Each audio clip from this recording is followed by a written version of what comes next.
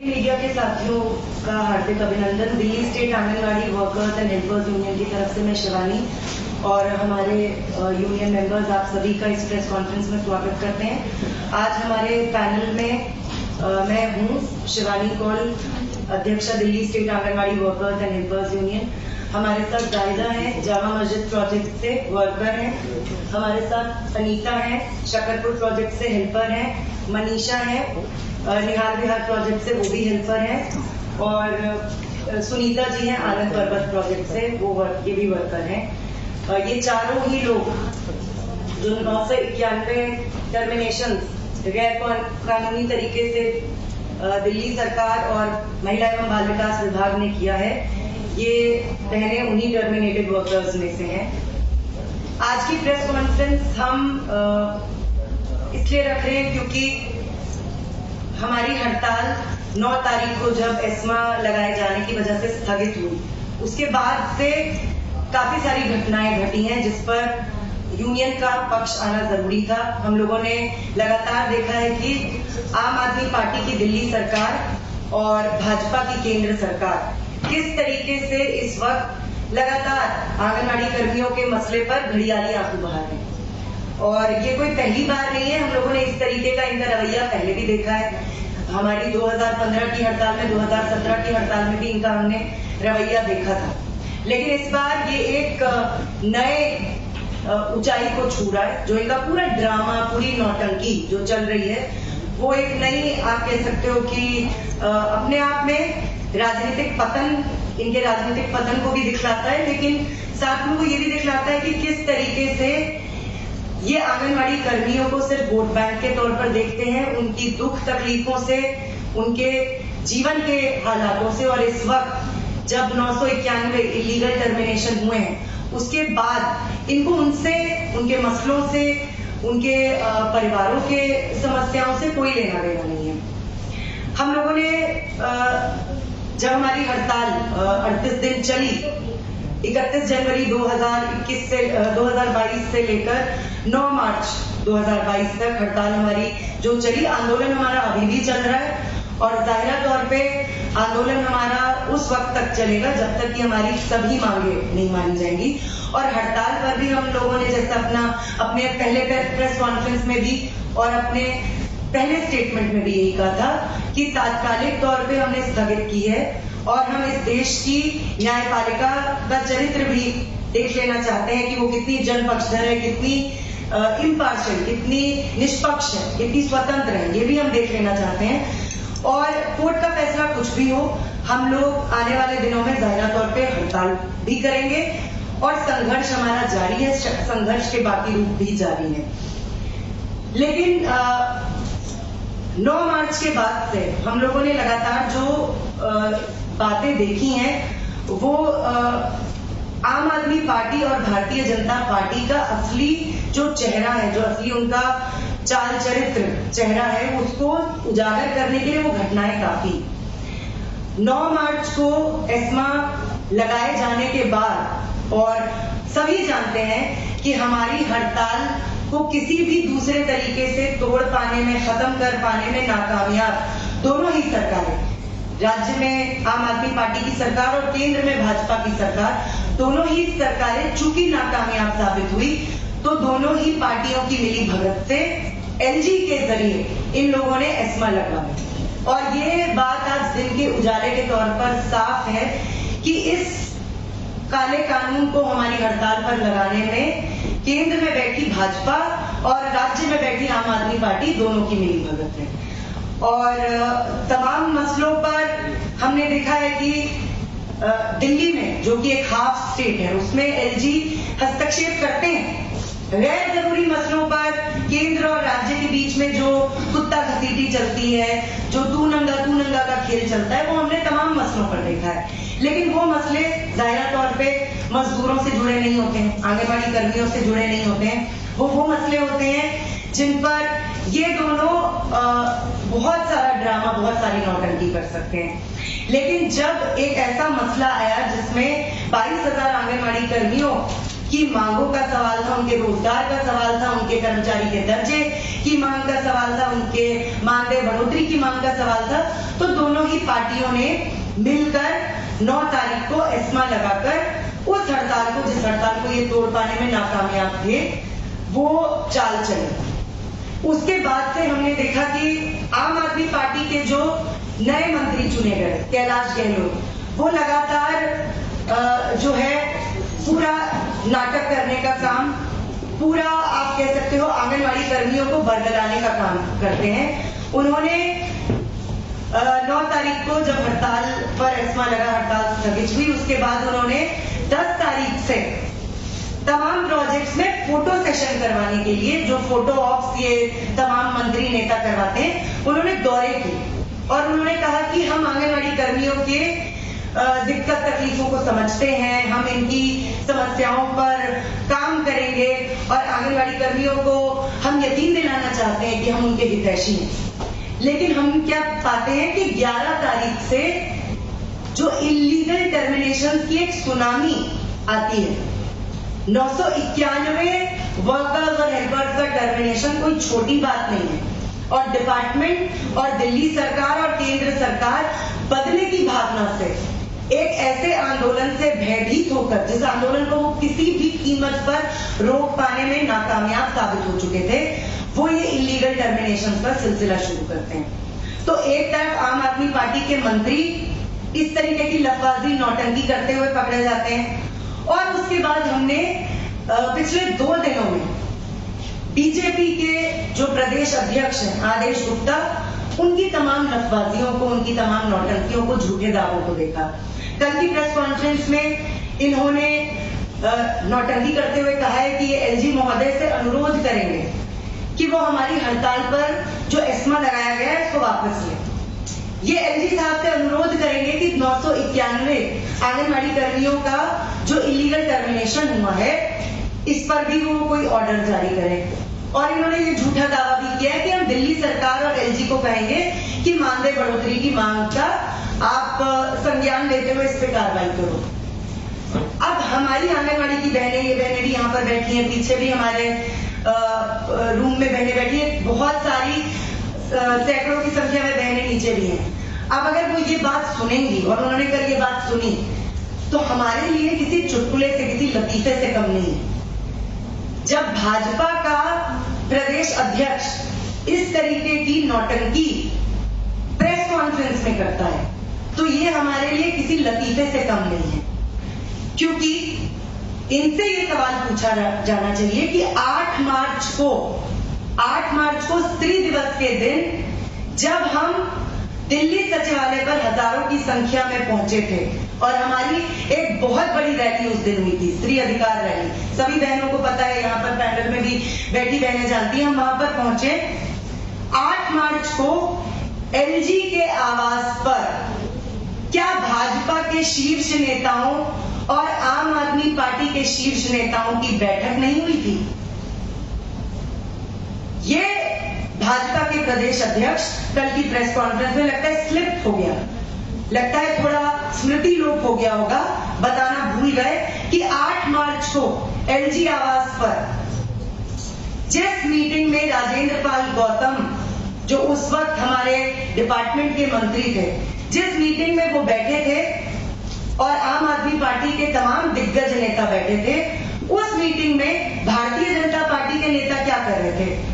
और क्या अजीब इत्तेफाक है कि 8 मार्च को ये मीटिंग होती है और 9 मार्च को हमारी हड़ताल पर जो जायज, न्याय संगत और एकदम संवैधानिक मांगों को लेकर जो हड़ताल चली, उस पर एस्मा कानून ये दोनों पार्टियों और इनकी सरकारें मिलकर लगाती। इतना बड़ा इत्तेफाक क्या कारण है कि 8 मार्च की इस मीटिंग के बाद, जिसमें इन दोनों पार्टियों के ही नेता शामिल थे, 991 आंगनवाड़ी कर्मियों का इलीगल टर्मिनेशन किया जाता है? ये कौन नहीं जानता है कि दिल्ली में असली मुखिया, real head of the government, lieutenant governor है। क्या women and child development department ने बिना एलजी की इजाजत के 991 टर्मिनेशन किए हैं? भारतीय जनता पार्टी दरअसल आंगनवाड़ी कर्मियों को दूसरी कक्षा की बच्चियां समझ रही है, लेकिन हम दूसरी जमात में पढ़ने वाली बच्चियां नहीं है। हम वो लोग हैं जिन्होंने आम आदमी पार्टी से लेकर भाजपा की असलियत को इस बार बेपर्द किया है और दिल्ली की जनता, दिल्ली की आंगनवाड़ी महिलाएं, दिल्ली के मजदूर मेहनतकश ये जान चुके हैं कि किस तरीके से ये पार्टियां जनता को बरगलाने का काम, उनको भ्रमित करने का काम और अपनी चुनावी रोटियां सेकने के लिए उनका इस्तेमाल करने का काम करती हैं।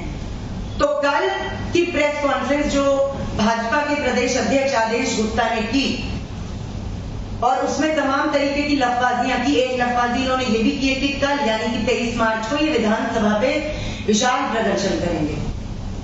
ये अपने ही कुछ कार्यकर्ताओं को वहां बुलाकर थोड़ा बहुत उछल कूद मचाएंगे, क्योंकि ये क्यों कर रहे हैं, ये क्यों हो रहा है, ये जानना जरूरी है। आपको मैं बताना चाहती हूं कि हड़ताल जिस दिन स्थगित हुई 9 मार्च को, उसके बाद से आज तक दिल्ली में हजारों आंगनवाड़ी कर्मी नाक में दम करो अभियान के तहत आम आदमी पार्टी और भाजपा दोनों ही पार्टियों के बहिष्कार की मुहिम चला रहे हैं। हम लोगों ने स्पष्ट तौर पे कहा है कि आने वाले निगम चुनावों में आंगनवाड़ी कर्मी, उनके परिवार, उनके इलाके के लोग बीजेपी और आम आदमी पार्टी को वोट नहीं देंगे, इनका दिल्ली से सफाया करेंगे। और ये जो अचानक इनके पेट में दर्द उठा है, दिल में, कलेजे में, अलग अलग गुर्दे, इनके जो अंग प्रत्यंग है उनमें जो ये दर्द उठा है, ये दर्द इसीलिए उठा है क्योंकि बहिष्कार अभियान की जो मुहिम आंगनवाड़ी कर्मी अपनी union Delhi state anganwadi workers and helpers union के नेतृत्व में पिछले 10 दिनों से चला रही है, उनसे इनको खासा नुकसान हो रहा है। इन्हें अपनी हार सामने नजर आ रही है और ये प्रेस कॉन्फ्रेंस की नौटंकी, ये विशाल प्रदर्शन की नौटंकी भाजपा द्वारा इसीलिए की जा रही है। हम इनसे सवाल पूछते हैं कि 2 मार्च को पहला टर्मिनेशन ऑर्डर आता है। पहला टर्मिनेशन ऑर्डर हमारी वर्कर बहनें जामा मस्जिद प्रोजेक्ट से हुमा काजी, उनका टर्मिनेशन ऑर्डर आता है। क्यों नहीं तब बीजेपी ने ये जो आज विरोध की नौटंकी, दर्द की नौटंकी जो ये कर रहे हैं, बीजेपी ने उसी वक्त एलजी द्वारा हस्तक्षेप करवाकर उस टर्मिनेशन ऑर्डर को रद्द क्यों नहीं करवाया था? क्यों नहीं इन्होंने 5 मार्च को जब 26 आंगनवाड़ी कर्मियों के टर्मिनेशन के ऑर्डर आए थे, क्यों नहीं उस वक्त उन्होंने प्रेस वार्ता की थी?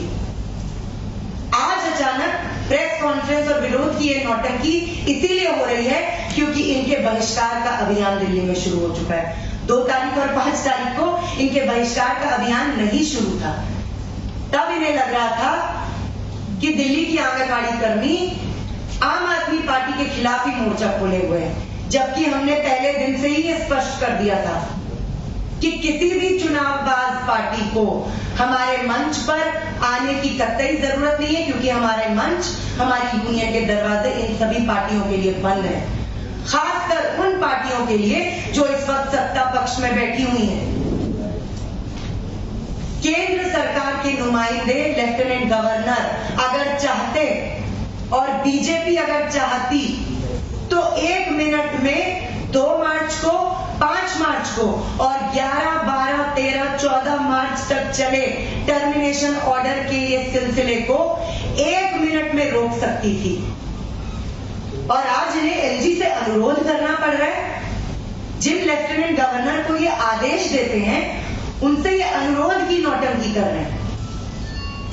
ये लतीफा कहीं और सुनाइए, ये यहां नहीं चलेगा, ये नौटंकी यहां नहीं चलेगी। मैं आपको बताना चाहती हूं कि ये ज्ञापन हम लोगों ने लेफ्टिनेंट गवर्नर साहब को सौंपे हैं। ये ज्ञापन है, इसके बाद सारे टर्मिनेशन ऑर्डर, इसके बाद रिमाइंडर्स, ये ज्ञापन हमने केंद्र सरकार के नुमाइंदे लेफ्टिनेंट गवर्नर अनिल बैजल को सौंपे हैं। 5 बार हमारा प्रतिनिधि मंडल उनसे मिलने की रिक्वेस्ट करता रह गया, लेकिन उन्होंने एक बार भी यूनियन के प्रतिनिधि मंडल को एंटरटेन नहीं किया।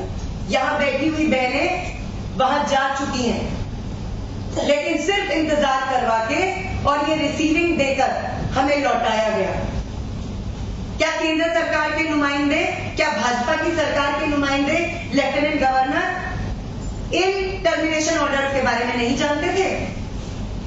ये तो लेफ्टिनेंट गवर्नर का वही ऑफिस है जिन्होंने 2016 में जो नवलेंद्र कुमार सिंह ज्वाइंट डायरेक्टर रह चुके हैं, जिनके बारे में हमने लगातार बात की है पिछली प्रेस कॉन्फ्रेंस में भी, जिसके बारे में हमने चर्चा की थी। 2016 में इनके प्रेडेसेसर रह चुके लेफ्टिनेंट गवर्नर नजीब जंग ने इंटरवेंशन करके उसी नवलेंद्र कुमार सिंह को बर्खास्त किया था 5 करोड़ के ब्राइबरी, घूसखोरी के जुर्म में। आप एक ज्वाइंट डायरेक्टर को बर्खास्त कर सकते हैं, लेकिन आप इलीगल टर्मिनेशन पर एक ऑर्डर नहीं दे सकते हैं।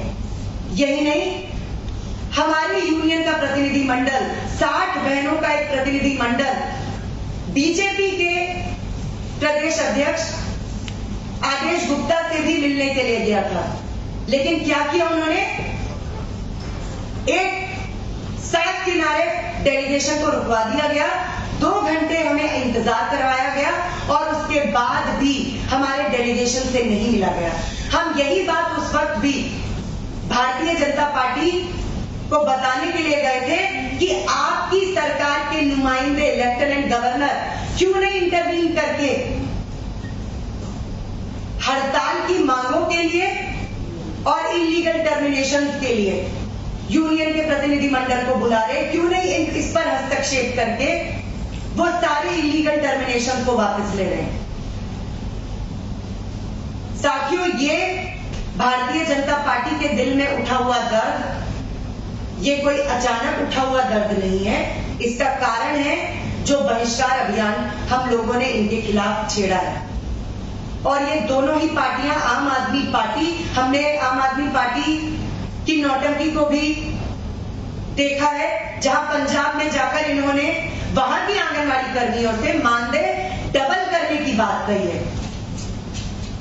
अभी तो ये आने वाले दिन बताएंगे कि पंजाब की आंगनवाड़ी कर्मियों के साथ भी ये किस किस्म की धोखाधड़ी करेगी ये पार्टी, क्योंकि दिल्ली की आंगनवाड़ी कर्मी पिछले 7 सालों से इनका रवैया यहां देख चुके हैं।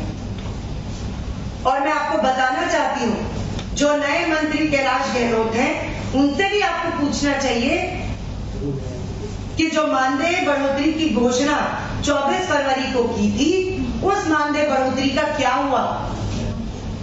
अभी तक भी दिसंबर से आंगनवाड़ी कर्मियों को उनका मानदेय नहीं मिला है। तो एक तरफ हम देख रहे हैं कि आम आदमी पार्टी और उनके मंत्री, उनके मुख्यमंत्री Delhi state anganwadi workers and helpers union से भयभीत होकर, उनकी हड़ताल से भयभीत होकर इस तरीके की हरकतें करें जिसमें उन्होंने एलजी के जरिए एस्मा लगवाया, और दूसरी तरफ केंद्र में बैठी भाजपा की सरकार और प्रदेश में भारतीय जनता पार्टी भी एलजी के जरिए हमारी हड़ताल को रोकने के लिए, इसे तोड़ने के लिए शामिल होते हैं इसी मिलीभगत में। कोर्ट का क्या स्टेप लिए हैं आप लोग? कोर्ट में हम लोगों ने 14 तारीख को हाई कोर्ट में रिट पिटीशन फाइल की थी। हाई कोर्ट में हमारी रिट पिटीशन जो इलीगल टर्मिनेशन हुए हैं उसको लेकर थी, और साथ ही जो डिपार्टमेंट और दिल्ली सरकार और केंद्र सरकार आने वाले दिनों में टर्मिनेशन करने जा रहा था। मैं आपको बताना चाहती हूँ कि कई सारी लिस्ट सर्कुलेट हो रही थी। 2000 जिसमें आंगनवाड़ी कर्मियों के नाम थे, एक लिस्ट में 5000 आंगनवाड़ी कर्मियों के नाम थे, एक लिस्ट तो ऐसी भी सर्कुलेट हो रही थी जिसमें 15000 आंगनवाड़ी कर्मियों के नाम थे। और इनकी ये मंशा थी कि इन तमाम वर्कर्स और हेल्पर्स को जो हड़ताल में शामिल हुई थी उनको टर्मिनेट कर दिया जाए। लेकिन 14 तारीख को हमारा कोर्ट केस जाता है, 15 तारीख को हमारी पहली हियरिंग होती है, जिसमें कोर्ट केस की वजह से फिलहाल इन्हें उन सारे टर्मिनेशन को रोकना पड़ा। स्टे ऑर्डर, हाँ, अभी वो सारे टर्मिनेशन ऑन होल्ड हैं जो इन्हें करने थे। तो वो भी Delhi state anganwadi workers and helpers union की एक बहुत बड़ी जीत है कि जो टर्मिनेशन करने की फिराक में women and child development department, Delhi सरकार और केंद्र सरकार के नुमाइंदे जो यहाँ पे लेफ्टिनेंट गवर्नर है जिस फिराक में वो थे, उनकी इस कारगुजारी पर हमने रोक लगाई है। साथ ही जो 991 हमारी बहनों के टर्मिनेशन है, अब उन पर तत्काल रोक लगाने की बात। दूसरी बात, ये सारे टर्मिनेशन देखिए इलीगल है, बिना किसी हियरिंग के, बिना किसी इंक्वायरी के ये हुए।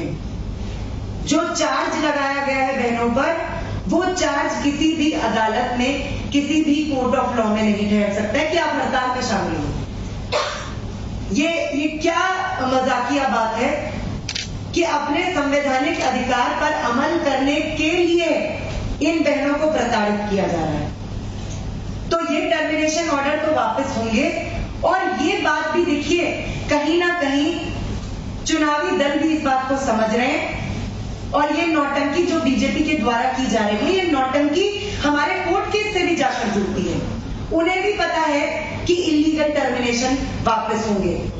उन्हें यह भी पता है कि आंदोलन का जो नीचे से प्रेशर है, उस प्रेशर में आके एलजी को भी हो सकता है कि ऐसा ऑर्डर जारी करना पड़े, लेकिन वो प्रेशर हमारे आंदोलन, हमारे संघर्ष और Delhi state anganwadi workers and helpers union के नेतृत्व में चले इस जुझारू मूवमेंट की वजह से। लेकिन अब हर कोई क्रेडिट लेने की फिराक में है, इस मौके पर चौका मारना चाहता है कि हम भी लगे हाथों एक प्रेस कॉन्फ्रेंस कर ले, 2-4 बयान दे दें कि हम कितने ज्यादा हितैषी हैं, हम कितने बड़े पैरोकार हैं आंगनवाड़ी के बहनों के अधिकारों के। अब मैं आपको बताना चाहती हूँ,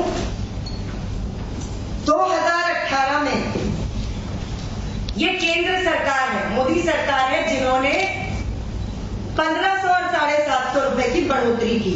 बड़ी मामूली बढ़ोतरी थी, 1500 और 750 रुपए आज के दौर में, जब आज के दिन में एलपीजी रसोई गैस के दाम जैसे ही 5 राज्यों के चुनाव संपन्न हो गए, 50 रुपए एलपीजी का दाम बढ़ गया, 950 का सिलेंडर हो गया, 950 का सिलेंडर हो गया, और पेट्रोल और डीजल और तमाम फ्यूल्स के दाम भी बढ़ा दिए गए हैं। 1500 और 750 की ये मामूली सी बढ़ोतरी मोदी सरकार द्वारा इसकी घोषणा की गई थी। अब ये सवाल बनता है, और ये सवाल मैं पूछ रही हूँ भाजपा के प्रदेश अध्यक्ष से और स्मृति ईरानी से, जो केंद्र सरकार की मंत्री हैं। हाँ जी, वो सिलेंडर लेके चलती थी कंधे पर एक टाइम पे, और काफी आलू प्याज सड़कों पर लेकर नौटंकी करने का काम उन्होंने काफी किया है। लेकिन आज वो केंद्रीय मंत्री है हमारे मिनिस्ट्री की, women and child development ministry की। ये वो ऑर्डर है 2018 अक्टूबर का, जिसमें 1500 और 750 रुपए की बढ़ोतरी हुई है। कल की प्रेस कॉन्फ्रेंस में आदेश गुप्ता ने एक बार भी इस 1500 और 750 की बढ़ोतरी का जिक्र क्यों नहीं किया? बहनों, क्या ये किसी के अकाउंट में आया है? बता दो पीछे बैठी हुई बहनों, किसी के अकाउंट में 1500 और 750 रुपए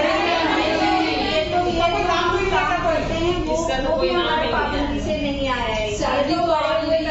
हम सोच ही नहीं सकते, जो हमारा करंटली हमें काम दिया जाता है पेंशन के, वो भी हमारे जो PMDY की मोदी सरकार ने योजना चलाई थी 17 से, उस तक के पैसे भी हमारे नहीं आए, जो हमने हजारों की तादाद में हर वर्कर के पैसे बढ़ रहे हैं, क्योंकि हमारी सैलरी वैसे ही इतनी कम है।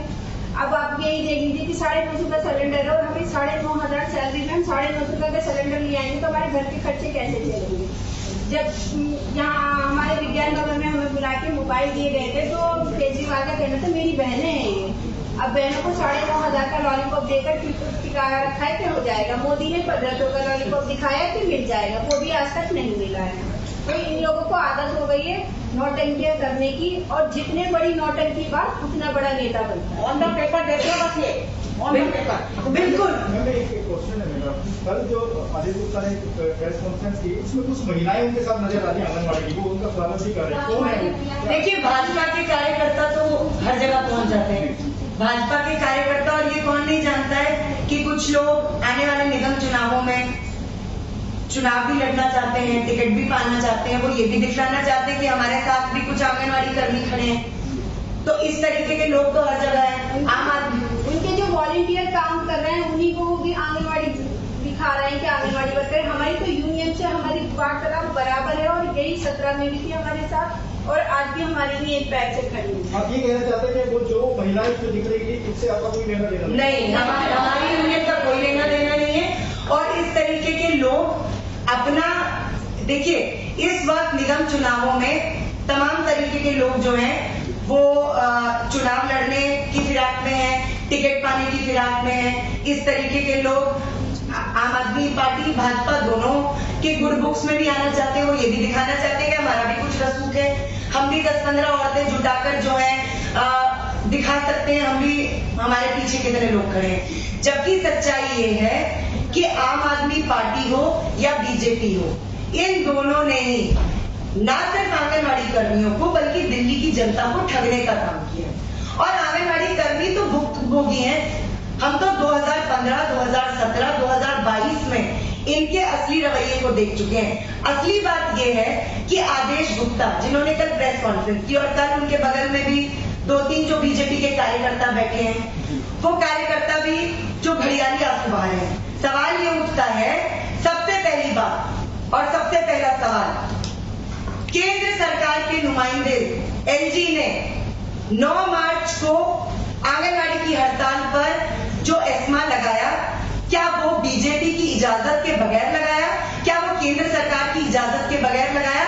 इसका जवाब आदेश गुप्ता को देना चाहिए, क्योंकि कौन नहीं जानता है कि बिना बीजेपी और केंद्र सरकार की इजाजत के एलजी कोई काम नहीं करते हैं। दूसरा सवाल, 991 बहनों का जो टर्मिनेशन, गैर कानूनी टर्मिनेशन जो करवाया गया है, उस गैर कानूनी टर्मिनेशन में क्या बीजेपी और केंद्र सरकार के नुमाइंदे एलजी का हाथ नहीं है? क्या ये पूरा मसला उनके संज्ञान में नहीं था? क्या ये बिना उनकी इजाजत के हुआ है? जो एलजी 2016 में women and child development department के एक आला अफसर को हटा सकते हैं, वो ये सारे इलीगल टर्मिनेशन ऑर्डर भी 1 मिनट में वापस ले सकते हैं।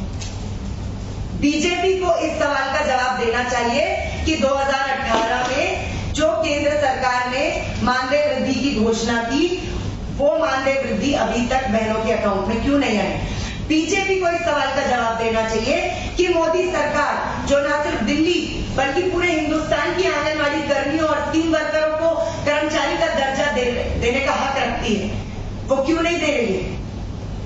क्यों भाजपा शासित प्रदेशों में आंगनवाड़ी कर्मी हड़ताल पर बैठे हुए? पहले अपने घर बार संभाल लो। हम जानते हैं आम आदमी पार्टी और भाजपा एक ही सिक्के के 2 पहलू हैं, और हमारी यूनियन ने बार बार इस बात को लोगों के सामने भी उजागर किया है कि आम आदमी पार्टी बीजेपी की बी टीम है। सारे राजनीतिक विचारधारात्मक मसलों पर इनकी एकता बनती है और आंगनवाड़ी कर्मियों के खिलाफ भी इनकी एकता बनी, वो दिखी। आपको मैं बता रही हूँ 8 मार्च को एलजी आवास पर जो मीटिंग हुई है, उसमें भाजपा के शीर्ष नेता क्या कर रहे थे, उसमें आम आदमी पार्टी के शीर्ष नेता क्या कर रहे थे? क्या ये इत्तेफाक है कि 8 मार्च को एक मीटिंग होती है और 9 मार्च को एस्मा लगाया जाता है? प्रेस कॉन्फ्रेंस में इसकी तो कोई बात नहीं आई है। 10 की ज्वाइनिंग, 12 का टर्मिनेशन। 10 को ज्वाइनिंग करती है बहन और 12 को टर्मिनेशन। ये 8 मार्च की मीटिंग का क्या राज है? ये बीजेपी को बताना चाहिए, ये उनके प्रदेश अध्यक्ष को बताना चाहिए, ये आम आदमी पार्टी को भी बताना चाहिए कि कौन सी खिचड़ी पक रही थी। इसलिए ये अपने घड़ियाली आंसू अपने पास रखे। Delhi state anganwadi workers and helpers union ने और हमारी हजारों आंगनवाड़ी कर्मियों ने पहले भी ये बात स्पष्ट की थी कि आने वाले निगम चुनावों में इनका सफाया होगा, इनकी वोटबंदी होगी। और आज की प्रेस कॉन्फ्रेंस में हम एक बार फिर से इस बात को उसी तेवर के साथ फिर से बता रहे हैं कि अब तो बीजेपी और आम आदमी पार्टी के खिलाफ दिल्ली के एक एक इलाके में बहिष्कार कैंपेन और सघनता के साथ और व्यापकता के साथ और मजबूती के साथ चलेगा, क्योंकि इनकी नौटंकी और इनकी जो दाल ये गलाने की लगातार कोशिश कर रहे हैं वो हम गलने नहीं देंगे। शिवानी जी, जो 996 का टर्मिनेशन है, आंगनबाड़ी टोटल कैपेसिटी कितना है? आंगनबाड़ी कर्मी जो सरकारी डेटा है उसके हिसाब से 21,000 के आसपास है। 21,000 अगर है तो उसको जो सैलरी रिवाइज करने की जो बात है वो क्या 12,000 कुछ है?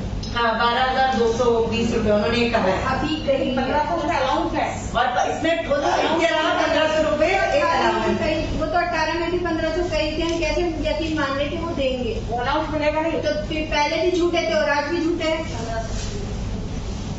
शिवानी जी, जो 991 का टर्मिनेशन है, इसके खिलाफ जो आप कोर्ट में गए हो, वो उसको इकट्ठा रिप्रेजेंट कर रहे हैं या अलग अलग? नहीं, यूनियन की तरफ से, वो Delhi state anganwadi workers and helpers union है और सुप्रीम कोर्ट के सीनियर लॉयर कॉलिन गोंजाल्विस हैं, वो हमारा केस देख रहे हैं। मैं आपको एक और बात बताना चाहती हूँ कि दिल्ली सरकार की तरफ से पैरवी करने के लिए कौन आए थे? अभिषेक मनु सिंघवी, कांग्रेस के वरिष्ठ नेता। तो इस हमाम में तो ये सारे ही नंगे हैं और दिल्ली सरकार को अपने बचाव के लिए, क्योंकि वो जानते थे यूनियन का केस बहुत स्ट्रांग है, हमारे जो वकील हैं वो हिंदुस्तान के नंबर 1 लेबर लॉयर है, तो वो ये सब जानते थे, तो उनको अपने बचाव के लिए कांग्रेस के वरिष्ठ नेता अभिषेक मनु सिंघवी के पास जाना पड़ा। जाहिर तौर पे उन्होंने काफी मोटी फीस भी वसूल की होगी। नेक्स्ट डेट ऑफ हियरिंग क्या होगी? कल। शिवानी जी, आप लोगों का अगला कदम क्या होगा? कोर्ट के फैसले का इंतजार करेंगे या अपनी तरफ से?